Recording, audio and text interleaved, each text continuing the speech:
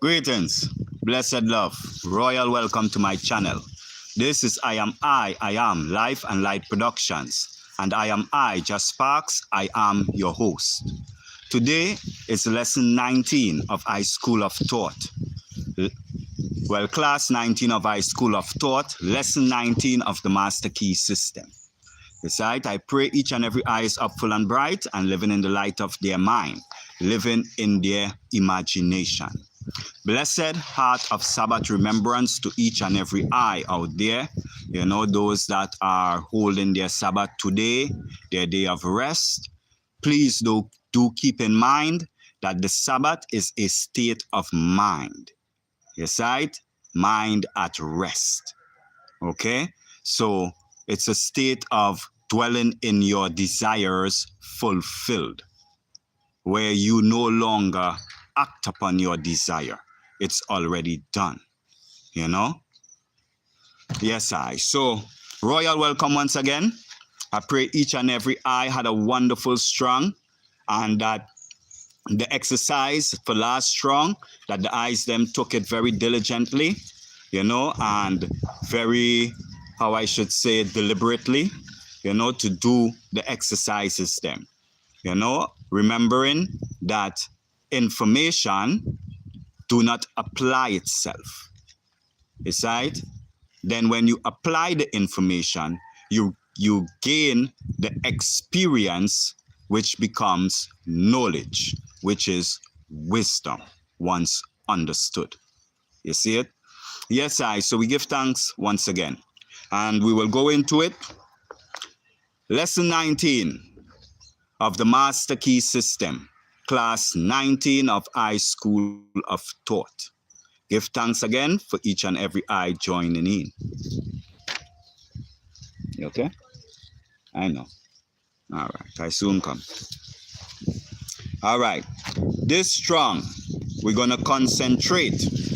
And when I say concentrate, I mean all that the word implies.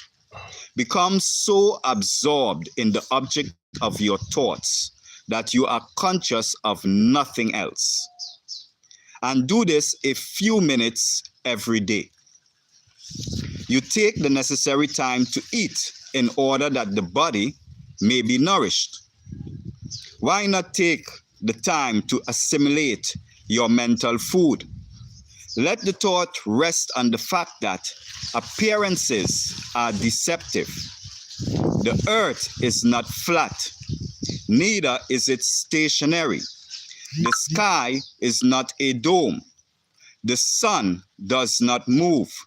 The stars are not small specks of light, and matter, which was once supposed to be fixed, has been found to be in the state of perpetual flux. Try to realize that the day is fast approaching. Its dawn is now at hand, when moods of thought and action must be adjusted to rapidly increase knowledge of the operation of eternal principle. You see it. You know, so this strong, we'll be concentrating once again. And we will be concentrating so deeply that we become one with the object of our thought, that we are conscious of nothing else but what we're thinking about. Okay? Now we will go into the question and answer. All right.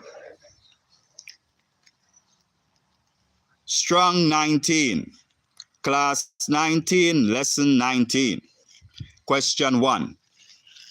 How are extremes placed in contrast? Answer. They are designed by distinctive names, such as inside and outside, top and bottom, light and dark, good and bad. Question 2. Are these separate entities? Answer. No. They are parts or aspects of the one whole. Question 3. What is the one creative principle in the physical, mental, and spiritual world? Answer. The universal mind, or the eternal energy from which all things proceed. Question 4. How are we related to this creative principle? Answer: by our ability to think. So by our ability to think, we are related to the creative principle of the universe. Question 5. How does the creative principle becomes operative? So how do we operate, start the creative principle in motion? Answer: thought is the seed which results in form. So for every form that we're seeing, cometh from a thought. Okay? Question 6. Upon what does form depend? How does form come about? Answer: it depends upon the rate of vibration. Question 7. How may the rate of vibration be changed? Answer: by mental action. Question 8. Upon what does mental action depend? Answer: upon polarity, action and reaction between the individual and the universal. So, in other words, action and reaction between your thought and your feeling. Question 9. Does the creative energy originate in the individual or in the universal? Answer: in the universal, but the universal can manifest only through the individual. So the universal energy can take form only through the individual thinking, only through thought, which cometh through the individual. Okay? Question 10. Why is the individual necessary? Answer: because the universal is static and requires... Nigga Sohima, come open the door. The universal is static and requires energy to start it in motion. This is furnished by food, which is converted into energy, which in turn enables the individual to think. When the individual stops eating, he stops thinking. Then he no longer acts upon the universal. There is consequently no longer any action or reaction. The universal is then only pure mind in static form, mind at rest. You see it? So we give thanks for yet another lesson, another class of High School of Thought, where we are learning self-awareness, self-realization, self-control, and self-mastery, knowing that all things is from within. Everything is generated from within, and that there is nothing outside of us can harm us, that can change our destiny, that can bring us any sort of discord of any kind. It is all our own thoughts. It is all on us, what we're thinking. And whatever we think is produced or created into objective form. You see, by the law of attraction. So we do give thanks again. And I wanted to touch a little bit on non-action. You see it? Dwelling in the state fulfilled. You see it? It's a thing where you see now everyone is running down this manifestation thing where they feel like the material is all it is. You see? They want money, they want house, they want land, they want clothes, they want. They need. They desire. You see it? And all these things is creating more of that. When you speak of inaction, when you speak of dwelling in the state fulfilled, it's about developing the mastermind, the mind of Christ, a controlled mind where you are controlling your thoughts absolutely. Think of it this way, right? You have a situation where you want to manifest some money to pay your bills, right? Now, the teaching states that we are to believe that our bills are already paid, and then the accomplishment of the fact will take place. The only way this can be accomplished is to be able to dwell in the state fulfilled or enter non-action. Yes, I? Now, the only way it can be done is if you are able to control your thoughts indefinitely. Totally control your thoughts. Yes, I? So it's like you wanting to pay the bill. Now, if the bill was paid already, you wouldn't be thinking about paying the bill. Thoughts would not pop up in your head reminding you that you have the bill to pay. Yes, right. When you pay a bill, you detach totally from that situation. You no longer think on that process of paying the bill. It is done. It is complete. The state is fulfilled. So in that state, you do not have any thoughts popping up about, oh, the bill wasn't paid. Nothing at all concerning that action, that situation, ever again popping up into your mind.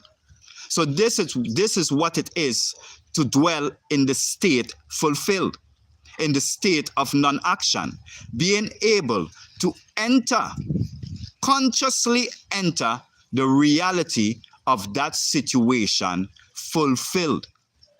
And you have to convince yourself to the point that you no longer think of it anymore as something that needs to be fulfilled. You see, it is complete. So anytime you say now you're dwelling in the state fulfilled, and then you having thoughts popping up in your head saying that, oh, the bills still need to be paid or what, you have not accomplished the mastermind yet. There is still work that needs to be done. You know, and another thing, there is many that is manifesting, and they will manifest quickly, but soon after the manifestation disappears and they enter into a state of difficulty or another obstacle appears. This is showing them that they need more growth. They need to learn more. You see? The difficulty is there to show them that this is what they're lacking. They have to overcome this difficulty in order to gain wisdom, in order to grow spiritually, in order to grow in thought, so that you can rise above the difficulty or the obstacle. You see? So it's a road of learning, a road of discipline, a road of trial and error. When you fail, don't feel no way. That is one step closer to perfection. Because every time you fail, you learn from it. You learn what not to do from what to do. You see it? So, you know, embrace failure because it's teaching you. And the more you fail, the more you learn. Everyone wants to do it thinking that they're masters when they come into this. And as soon as they hear the little knowledge, oh, they feel that, oh, that is all. And now they're out there preaching and teaching when they don't understand it. They don't have a clue. You see it? You know them by the word that they speak. If they cannot control their thought, control this, then they cannot control the reality of things that is happening. You see it? When they speak and you listen to them speak, if you see even down to a bug, a fly, bothering you, and you're like, this fly, get off of me. You're unable to control your thought. You see? Because the fly shouldn't be bothering you. The fly is another part of you.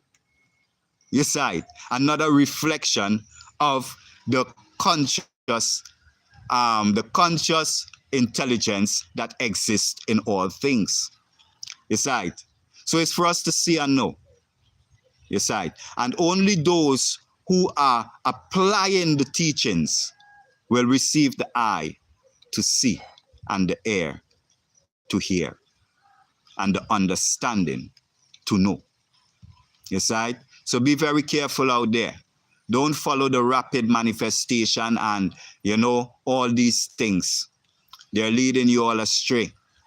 You see? They're chasing the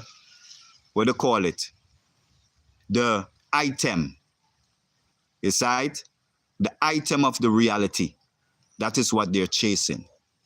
When you're supposed to be gaining the mental reality. For it is the mental reality that is bringing the form. It is the mental activity that is creating all things in existence. If you don't have the mental reality, the form disappears. Difficulties come back. Obstacles arise again to teach you what you need to know in order to keep that mental reality firm and steady in the mind all day long. Because if it's not steady in the mind all day long, then you're falling asleep. You're forgetting about your vision.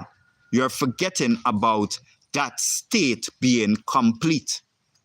And once you forget about it, the enemy comes in, which is the appearance or the awareness of the present reality.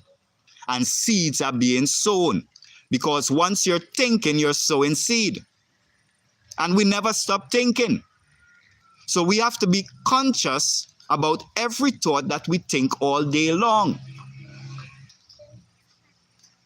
And this takes deep practice, deep discipline of mind. We have to question every single thing within. Why we react to things, why things, when things happen. We have to question everything and we have to remove all the wrongs. You see it? All the things that bring resistant thoughts, critical thoughts, discordant thoughts, fearful thoughts. Because all these thoughts is what is disrupting our core and is causing undesirable things to happen in our reality. The only way we can have desirable things only happening in our reality is if we are thinking desirable thoughts only. So that means we have to be able to control our thoughts absolutely. No matter what the outer world would say. Hold to the vision within and keep the thought. Be able to walk down a road. Say you're walking down Fifth Avenue in Manhattan and you are able to see yourself in the islands. And instead of seeing the buildings, you are seeing palm trees. That is how disciplined and focused you must have your mind. Any other way, you're not dwelling in the state fulfilled. You see it? And you're chasing the item of the illusion and not the state of mind that brings the reality. You see it? So we do give thanks again royally for each and every eye that join in with eye, that listen with eye, that takes up with eye, in this journey of self, in this journey of becoming one with the universal mind, of which the organ of that mind is the solar plexus. Our seat of memory, our seat of emotion, our seat of feeling. That is the language of the universe. You see, and it can be adjusted and controlled and directed by what we think. So it is more than essential to be able to control thought. More than essential. You see, and remember, the law is working relentlessly, and bringing about conditions in accordance with the thoughts that created them, So no matter where you think about, I come forward, So you must be mindful of that. Whatever you're thinking, commit forward. You see it. So we do give thanks again, royally. Mike, we give thanks to the eye. Yeah, we give thanks to the eye, royal presence with us, the gift of life. We give thanks royally, and I don't see any more comments. Let me see if there is any more. Yeah, I will, at this moment, I will end the video because the rain is about to come. You hear the thunder and the lightning going in the background. It's coming through. So, I pray each and every eye full joy the rest of their Sabbath. Is right? Remembering it's a state of mind. Is right? Dwelling in your state fulfilled. Being able to have your mind under control. The kingdom of heaven. Seek ye first the kingdom of heaven. Learn to control this mind space, and all else shall be added to you. Until such time, all I am.